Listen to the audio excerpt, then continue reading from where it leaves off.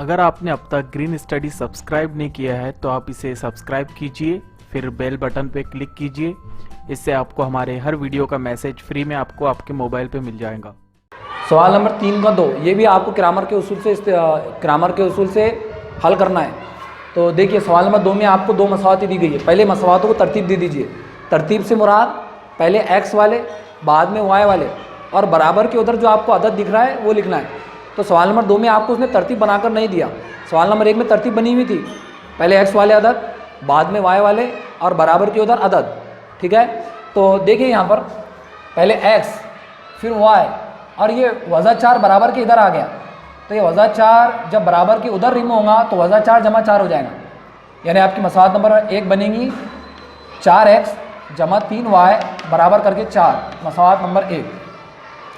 अब यहाँ से आपने अगर मवाजना किए तो मवाजना करने पर आप देख रहे पहली कीमत आप a की लिखते a1 की, बाद में b1 की कीमत लिखते आप 3, और बराबर के इधर जो रहता है वो c1 की कीमत रहती है। तो मवाजना करने पर आपकी a1, b1 और c1 की कीमतें आ गई। अब इसी तरीके से मसवात नंबर 2 पे गौर कीजिए। 6x बराबर 8 वज़ा 5y, यानी कि आपको बराबर के इधर सिर्फ x की कीमत दिया और ये तमाम कीमतें आपको तरतीब में करनी है। तो पहले ये x की कीमत लिख दी आपने, बाद में y की कीमत होना, तो वज़ा 5y बराबर के इधर रिमूव होंगे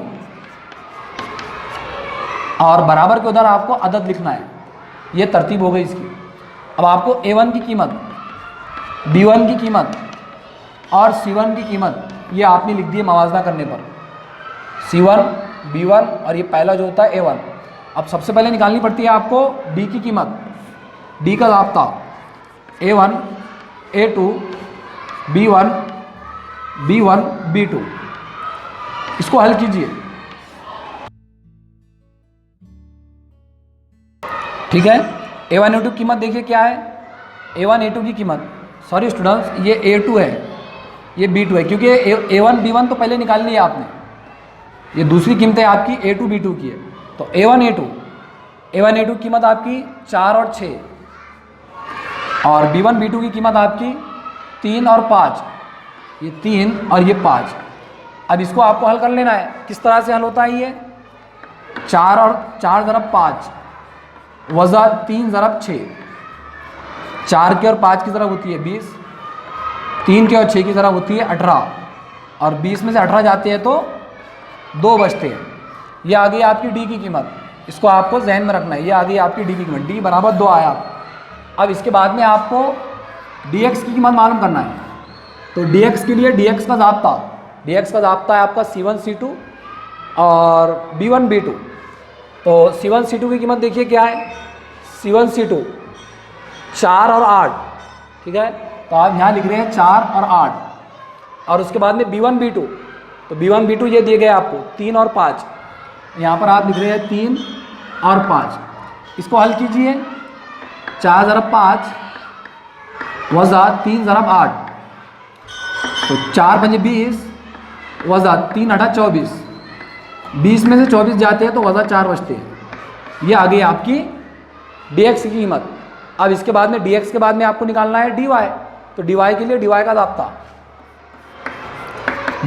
है आपका a1 a2 c1 c2, ये आपका dy का ज़ाब्ता। इसमें कीमतें पुट आउट कीजिए। आपकी a1 a2 की कीमत 4 और 6, उसके बाद में c1 c2 4 और 8,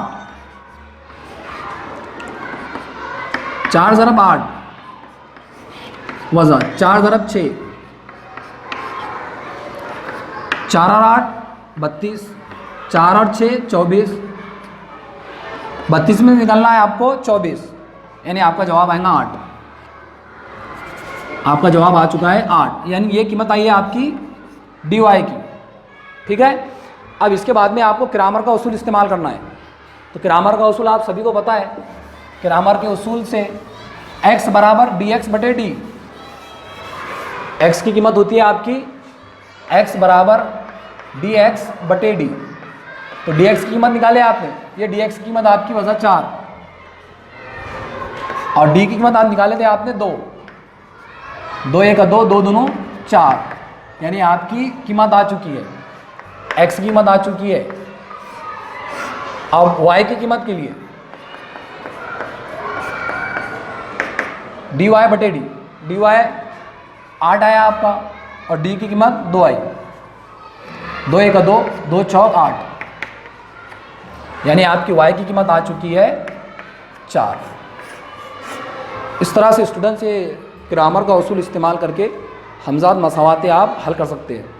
ٹھیک ہے اسٹوڈنٹس, یہ سوال امید کرتے ہیں آپ کے سمجھ میں آیا ہوگا. اگلے سوالات انشاءاللہ آپ کو نیکسٹ ویڈیو کے اندر بتا دیے جائیں گے.